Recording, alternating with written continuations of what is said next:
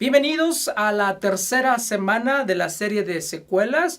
Es una bendición poder compartir, estar con ustedes. Estamos mirando la última semana de esta serie. El tema de esta semana se llamó No es difícil y estuvimos hablando acerca de lo difícil que fue, tal vez para los apóstoles, poder salirse de las tradiciones que ellos tenían, pero no fue difícil una vez que encontraron el tomar las decisiones importantes para su vida.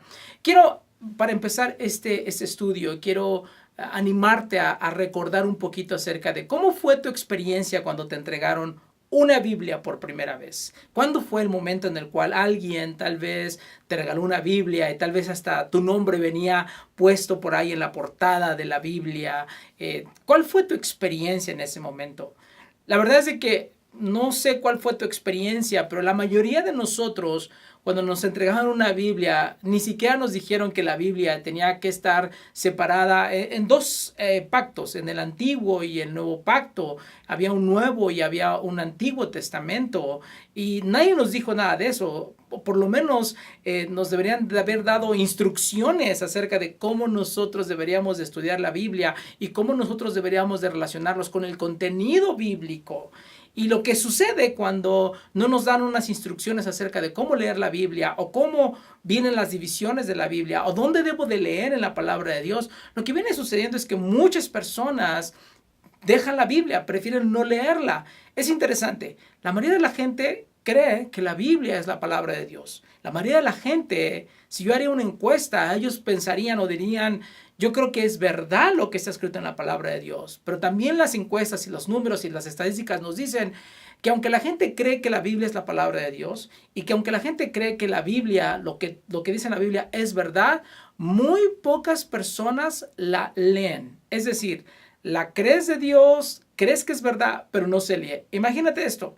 Es interesante que la gente no le gusta leer la Biblia, no le gusta meterse a la Biblia y creo yo tiene mucho que ver con la falta de instrucción que tenemos para poder nosotros leer lo que dice la palabra de Dios. ¿Qué sucede cuando no entendemos correctamente la palabra de Dios? ¿Qué pasa cuando no lo entendemos? Déjame decirte tres cosas que va a pasar. Va a pasar que tu fe va a ser puesta a prueba y te puedes inclusive hasta desanimar. Alguna persona puede venir con un verso bíblico y decirte, dame contestación acerca de este verso. ¿Por qué dice esto en la Biblia? ¿Por qué esta historia? ¿Y por qué esta otra historia?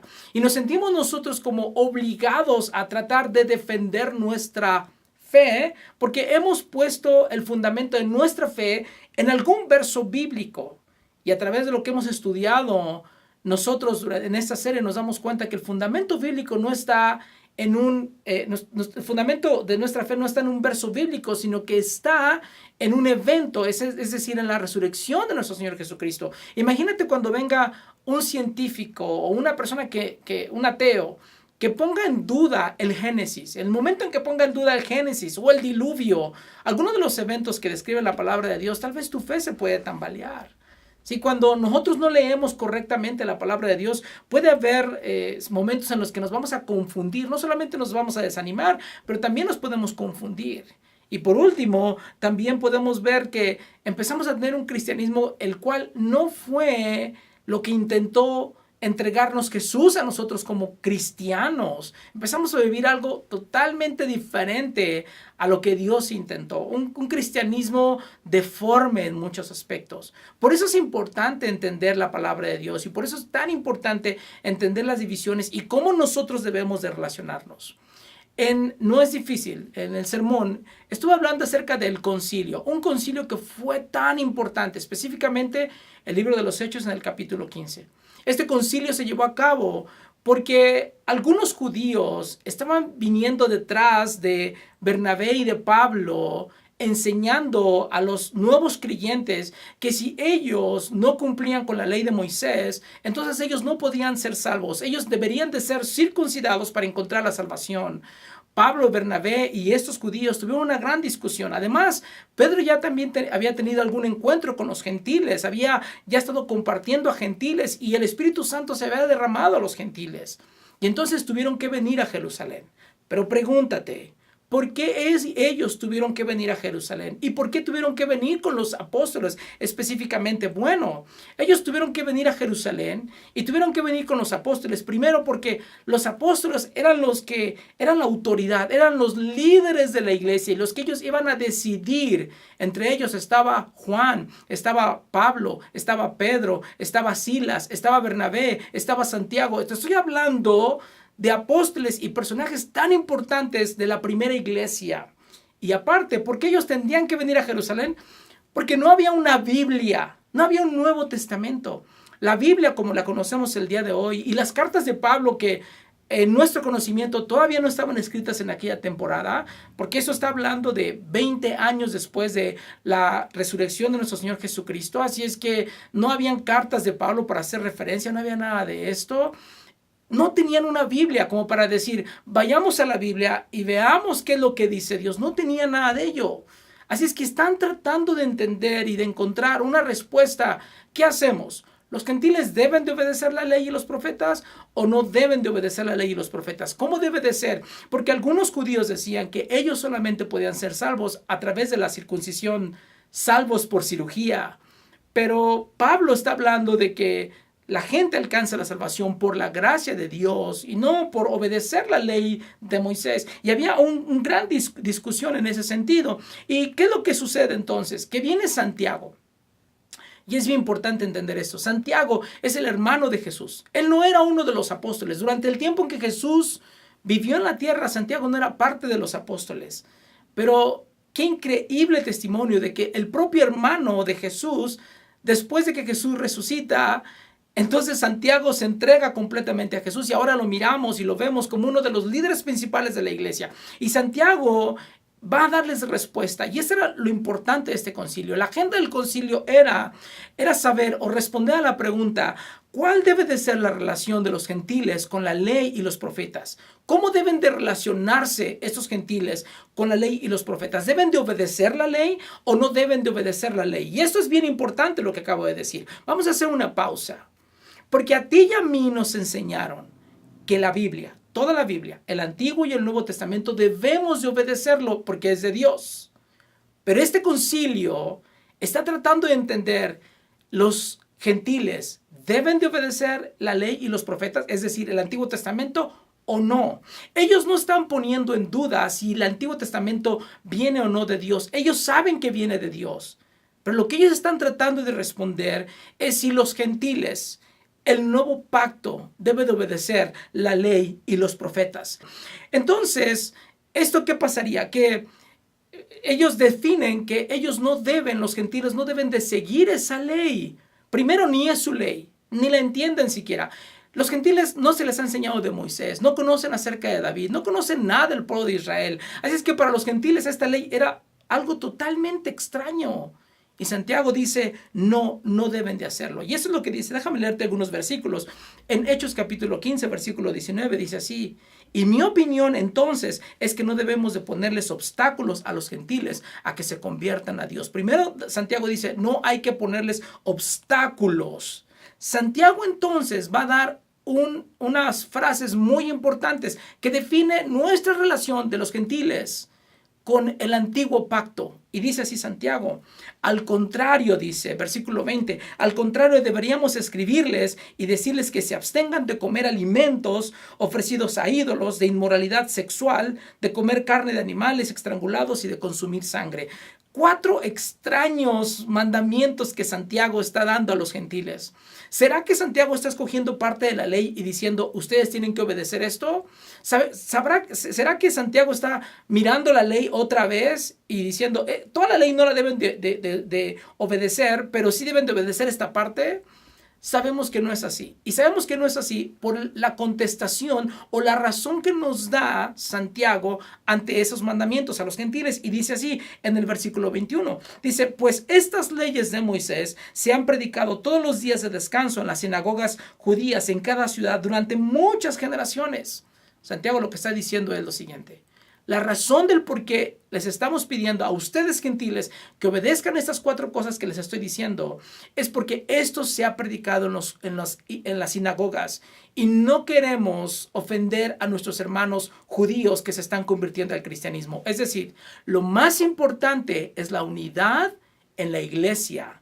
Lo más importante es no tener 2 iglesias, una iglesia donde se circuncidan o una iglesia donde comen esto y otra iglesia donde comen esto otro.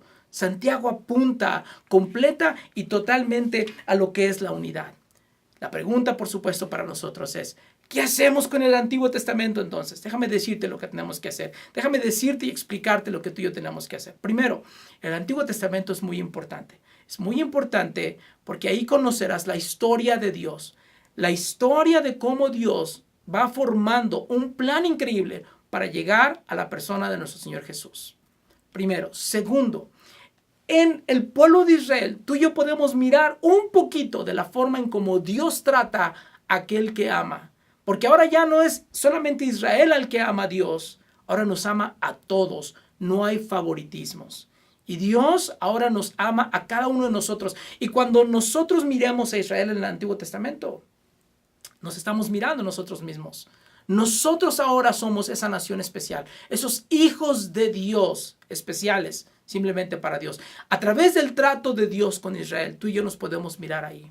Además, déjame leerte algunos otros versos interesantes. Primera de Corintios capítulo 10, versículo 8, 9, 10 y 11. Mira lo que dice. Y no debemos de cometer inmoralidad sexual como hicieron algunos de ellos, lo cual causó la muerte de 23,000 personas en un solo día. El apóstol Pablo a Corintios les está diciendo y les está dando un ejemplo del Antiguo Testamento. Y dice, no cometan inmoralidad sexual como los del Antiguo Testamento. Continúa diciendo, tampoco deberíamos de poner a prueba a Cristo como hicieron algunos de ellos. Mira cómo otra vez vuelve a apuntar al Antiguo Testamento Pablo. Y luego murieron mordidos por serpientes. Versículo 10. Y no murmuren como lo hicieron algunos de ellos. Y luego el ángel de la muerte los destruyó.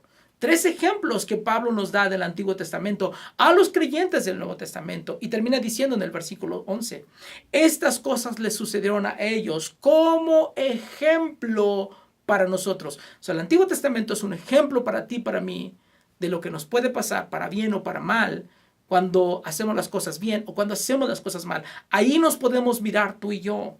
Y termina diciendo, se pusieron por escrito para que nos sirvieran de advertencia a los que vivimos en el fin de los tiempos. Es una advertencia para nosotros y es un ejemplo para nosotros el Antiguo Testamento.